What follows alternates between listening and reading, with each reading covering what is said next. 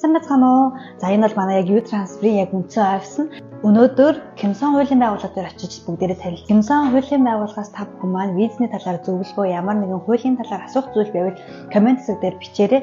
Би яг тэр хуулийн зөвлөхөөс нь, визний зөвлөхөөс нь бүгдийг нь асуугаад хариултыг авч өгөх болно.